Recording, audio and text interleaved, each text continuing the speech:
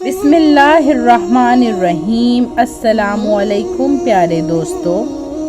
ایک غلام کا بادشاہ بننے کا واقعہ۔ سبکتگین ایک غلام تھا اور اس کے پاس ایک گھوڑا تھا۔ اس پر چڑھ کر وہ جنگل میں جایا کرتا تھا اور اگر کوئی شکار ہاتھ آ جاتا تو اسی پر گزارا کر لیتا۔ ایک دفعہ اس نے ایک ہرنی دیکھی جو اپنے بچے کے ساتھ چڑھ رہی تھی۔ سبکتگین نے اس کے پیچھے گھوڑا دوڑا دیا۔ ہرنی تو نہ پکڑی جا سکی مگر اس کا بچہ جو ماں کے ساتھ بھاگ نہ سکا ہاتھ میں آ گیا۔ سبکتگین نے اسے باندھ کر زین کے آگے رکھ لیا اور شہر کی جانب چل پڑا۔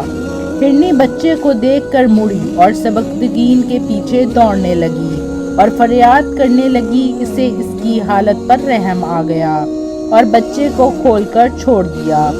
ہرنی نے دوڑ کر بچے کو لے لیا اور آسمان کی طرف منہ کر کے دعائیں دینے لگی۔ بے زبانوں کی زبانیں جاننے والے اللہ تعالیٰ کو سبکتگین کی ہرنی پہ رحم کرنا پسند آیا۔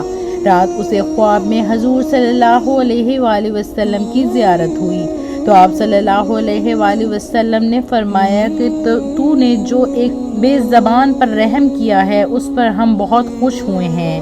اس کے عوض اللہ تعالیٰ تجھے بادشاہت کی عطا فرمائے گا، اور یاد رکھنا جس طرح تو نے اس جانور پر رحم کیا ہے اسی طرح اپنی رعیت پر بھی رحم کرنا اور ظلم و ستم نہ کرنا۔ اس واقعے سے ہمیں یہ سبق ملتا ہے کہ اگر ایک بے زبان پر رحم کرنے سے اللہ تعالیٰ غلام کو بادشاہ بنا سکتا ہے تو پھر اگر ہم انسانوں کے ساتھ بھلائی کا معاملہ کریں تو اللہ تعالیٰ ہمیں کن کن نعمتوں سے نواز سکتا ہے۔